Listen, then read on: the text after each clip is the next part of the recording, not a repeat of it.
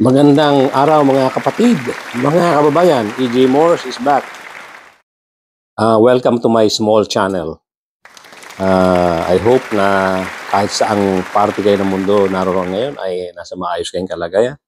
Stay safe, my friends and mga kababayan. Tutuloy lang natin yung comment tungkol dito sa mga pangyayari dito sa Pilipinas, lalo na yung pagka-file ng impeachment case ng itong mga civil groups, civil society groups, at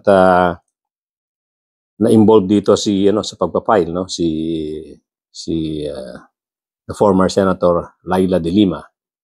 Isa siya dun sa siguro tumingin at nag-review ng kanilang mga dokumento at kasama siya dun sa nag-file. Ngayon, ang ating gustong tumbukin dito ay of course ito pag lumusot na ito sa Kongreso, ang magiging mga judges dito ay yung mga senador. Sila yung magiging mga senator judges. So naglabas na nga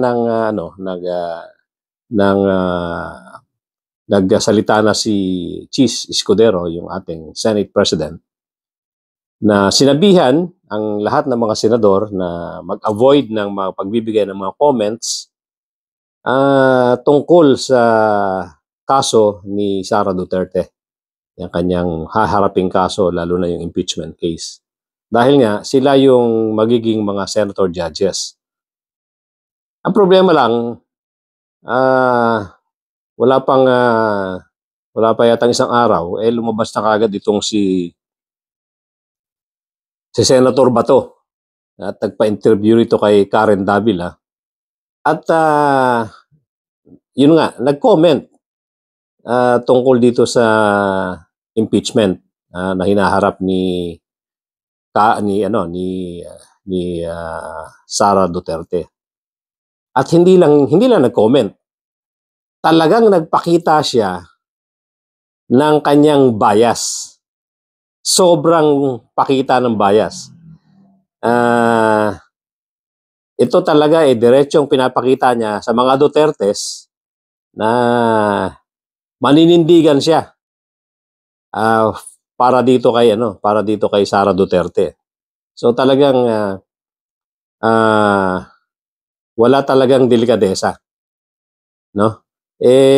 Kasasabi lang nung kanyang Senate President na wag magko-comment tungkol dito sa kaso na to, siya humarap sa interview at diretsong pinakita yung kanyang bias.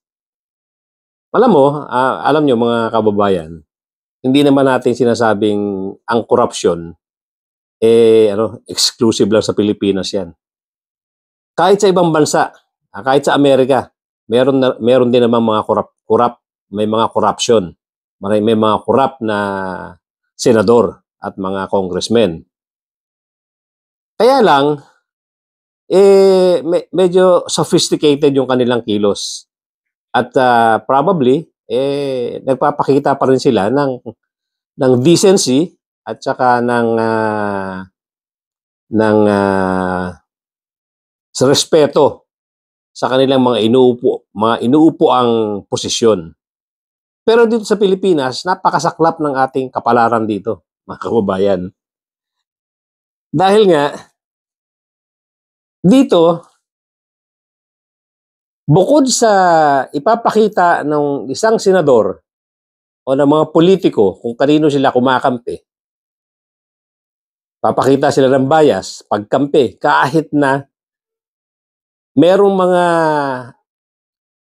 patong-patong na haraping kaso yung isang tao, pagka talagang kasamahan nila, pagka kaibigan nila, kapag kapartido nila, pagka pinagkakautangan nila ng loob, kasi hoda, malapastangan yung inuupuan niyang pwesto, malapastangan yung titulong hinahawakan niya,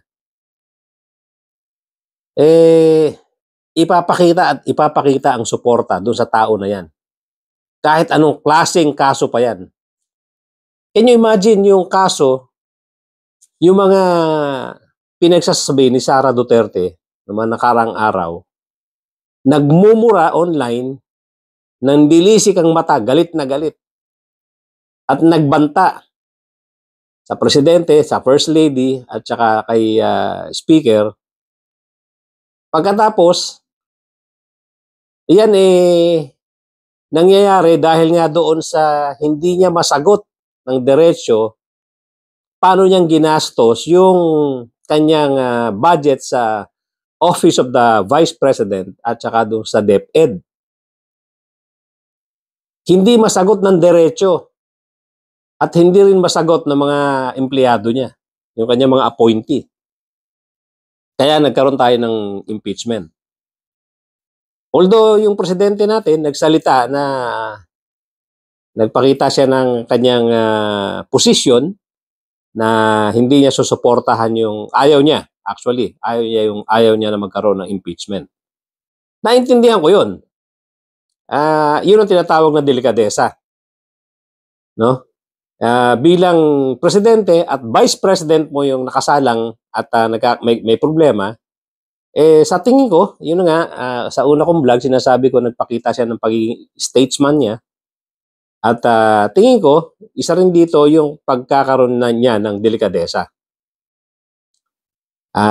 Of course, hindi lang naman kasi dito nakikita yung balita na yan. Hanggang sa ibang bansa, worldwide. Lahat ng may mga access sa news na bansa, makikita yung ating political situation. So, nagpapakita siya ng tamang statesmanship at saka yung delikadesa ka. Dito sa Pilipinas, baka maintindihan pa natin yun kung wag niya nang ipakita yon at diretso niya ng kontrahin si Sara Duterte dahil sa mga binitiwang salita. Pero siyempre iniisip din ng presidente yung mga magiging reaction ng mga ibang leaders sa mga ibang bansa. So sa tingin ko, although maraming hindi nagustuhan yung desisyon ng presidente na maglabas siya ng kanyang damdamin tungkol dito sa impeachment, yun na nga, maraming hindi nagkagusto rito. Para sa akin, right niya yun. Pangalawa, tingin ko, for delikadesa and para maipakita ng pagiging statesman, tama lang din yung kanyang ginawa. Anyway, siguradong tutuloy din naman yan. Sabi ko nga, doon sa una kong video or yung aking vlog. Sabi ko, hindi niya rin naman pipigilan yan pag merong magpa-file. So ito na nga, may nag-file na nga.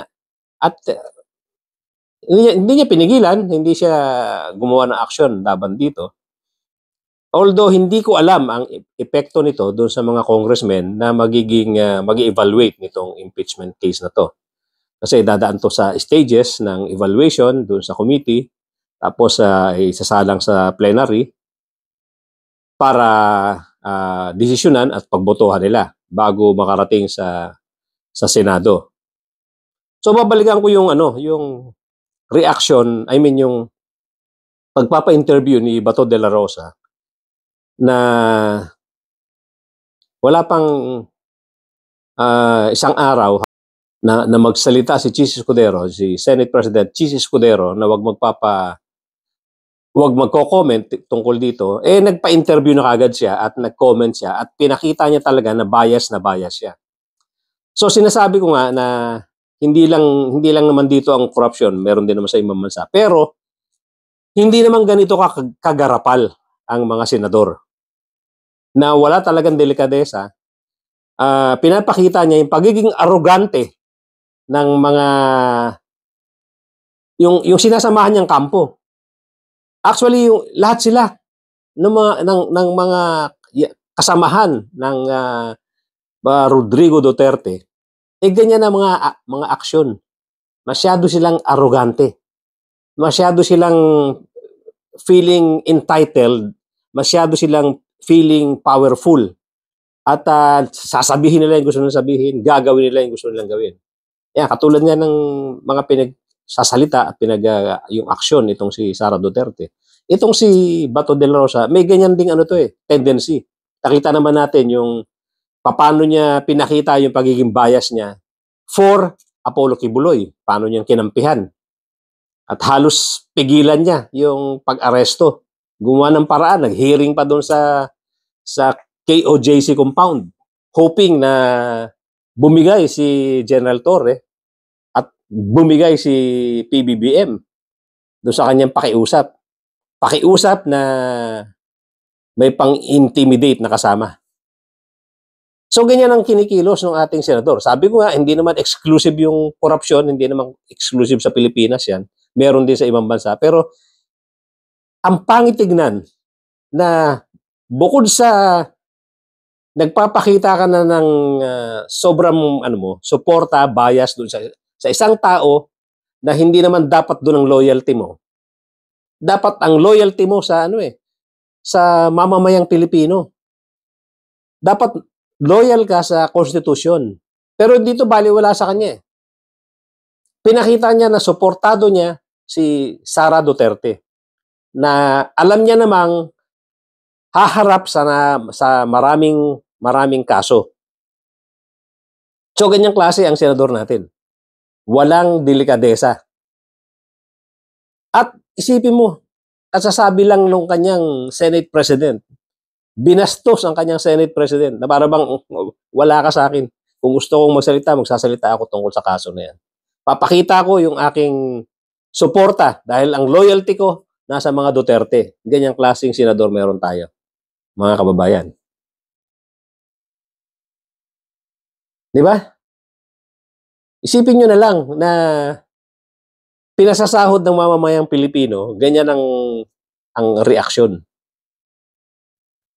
Hindi bali sana kung hindi ganyan kalaking kaso eh.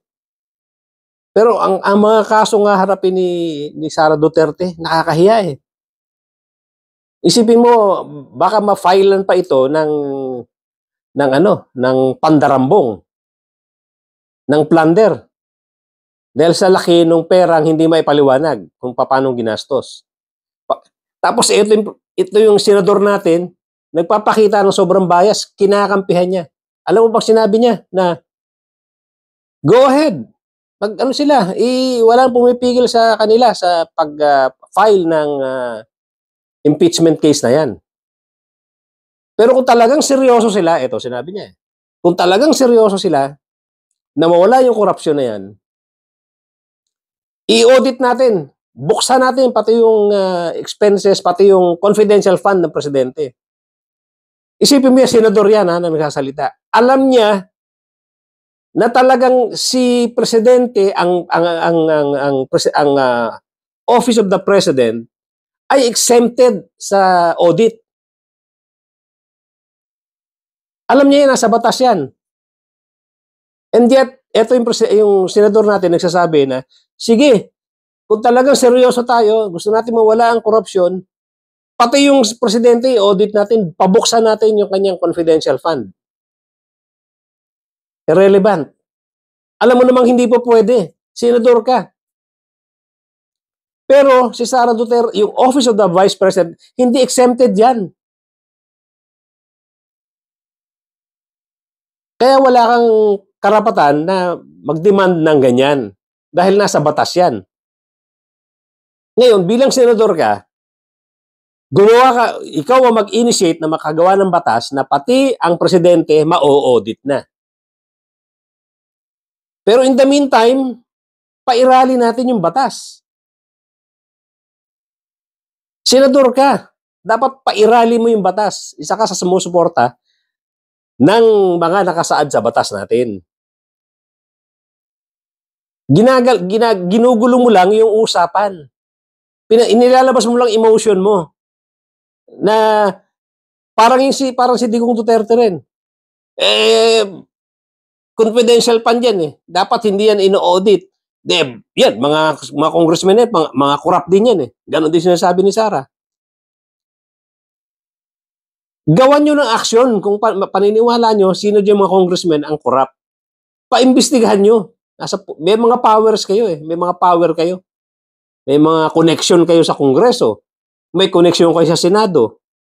Huwag nyo daanin sa salita. Kung gusto nyong pabuksan ang mga confidential funds yan, nasa pwesto kayo, gawan nyo ng paraan. May mga connect kayo sa Senado, gawan nyo ng paraan yan.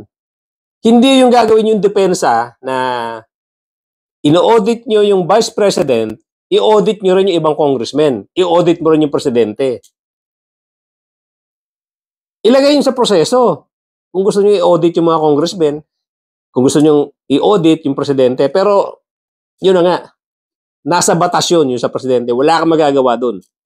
Kung gusto mong gumawa ng batas, mag-initiate ka para ma-audit yung Presidente. Kasi kung yan ang posisyon mo, dapat nung si Digong Duterte pa lang ang Presidente, gumawa ka na ng batas niyan. Na dapat na-audit yung Presidente.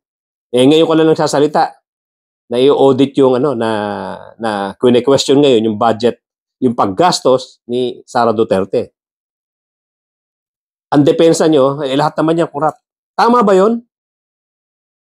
Kami mga Pilipino, kami mga mamamayang Pilipino, gusto namin malaman yan. Nalungkat yan na may problema sa expenses na hindi nadideclare ng tama, hindi talaga nare-resibuhan ng tama.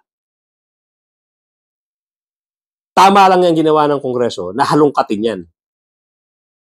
Ngayon, yung sinasabi nyo, korap lahat yan, since kayo ay nandiyan dyan sa lawmaking, ikaw, Bato, nandiyan dyan naman yung kaibigan mo, si Bongo, nandiyan pa yung iba mong kaibigan senador, gawin nyo na aksyon yan. Hindi yung gagamitin yung depensa na ngayon nakasalang na yung dokumento ni Sara Duterte. Gagawin yung pangontra na hindi pwedeng buksan yan dahil yung dapat kung bubuksan yan, bubuksan lahat. Malabo yan. Ginagawa niyong katatawanan yung proseso.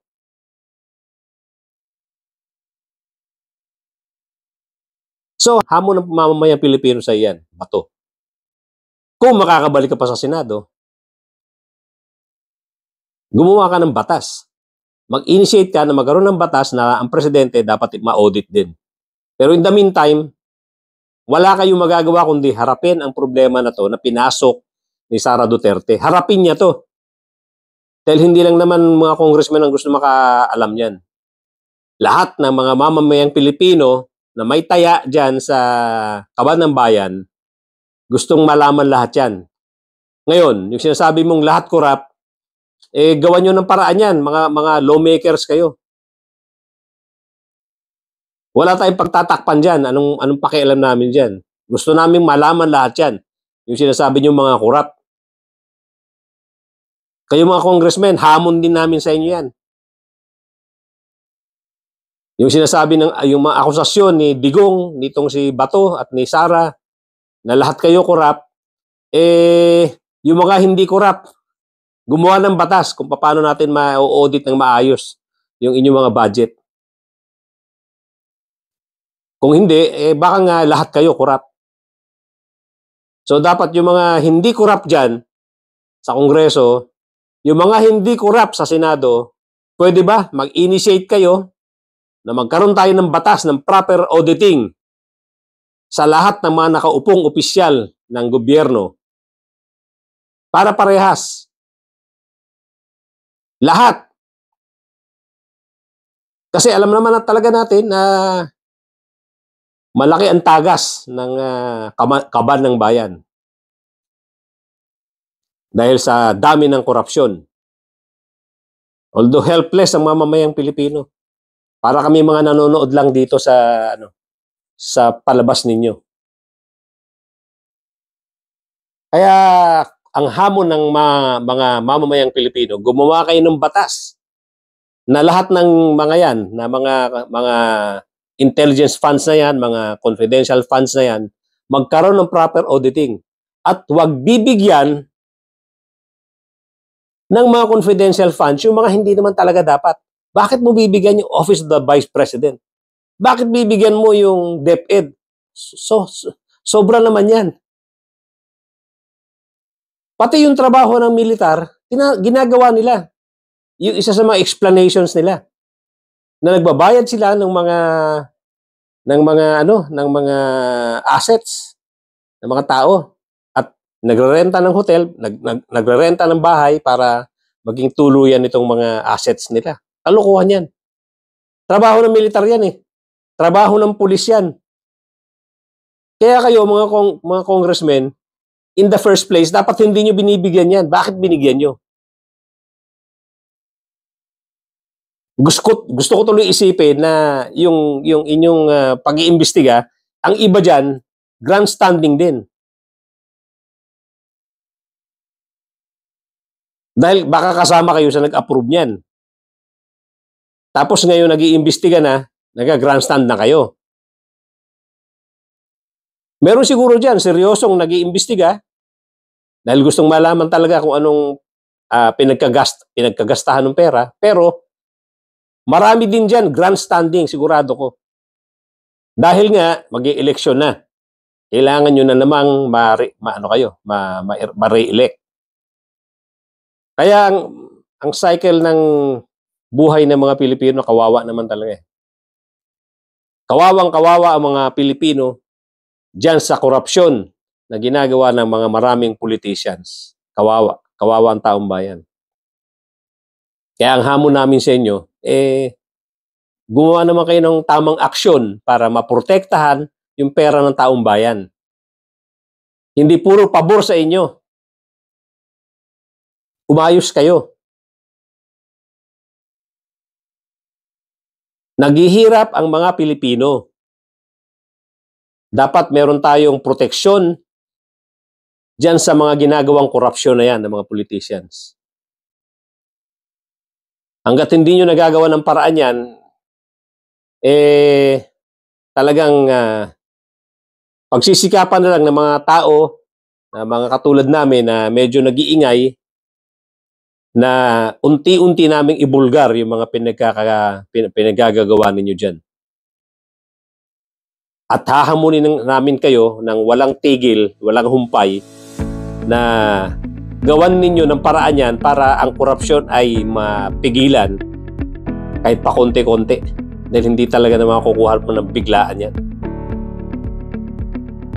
So balikan ko si Bato de la Rosa. Itong si Bato, wala na talagang delikadesa. Ever since, pinakita niya talaga yung pagiging bias niya. Hindi niya na iniisip, baliwala sa kanya nang nagpapasahod sa kanya yung mamamayang Pilipino. Basta loyal siya kay Kibuloy, loyal siya sa mga Duterte. Tapos ang kwento. Ganun lang siya. Wala akong pakialam kung sino nagpapasweldo sa akin. Ganun siya. Kawawa tayo mga mamamayang Pilipino. Mag-react tayo dito. Kawawa tayo sa mga ganitong klaseng mga politicians, mga senador, mga congressmen na walang delikadesa.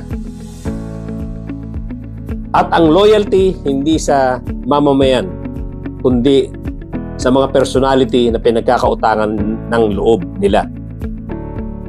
Kaya masaklap mga kababayan itong ating klase ng politicians, ng ating klase ng politics dito sa Pilipinas. Kaya huwag tayong tumigil, mag-react tayo, mag-ingay tayo, magsalita tayo, bigay natin yung mga opinion natin. Huwag tayong manghinawa, huwag tayong magsawa na magsabi ng mga opinion natin tungkol sa mga inaayawan natin dito sa sistema ng politika sa Pilipinas. Salamat mga kapatid, mga kababayan, hanggang dito lang muna. At para doon sa mga bago lang dito, please subscribe. At para naman dumami-dami ang ating mga kasama rito. At kindly hit the notification bell at na rin yung like button. Share nyo na rin please yung video natin dahil dapat marami makaalam nitong mga issue na hindi natin pwedeng pabayaan dahil para sa ating mamamayang Pilipino itong issue na ating tinatakel dito. Thank you so much at magkita-kita po tayong muli.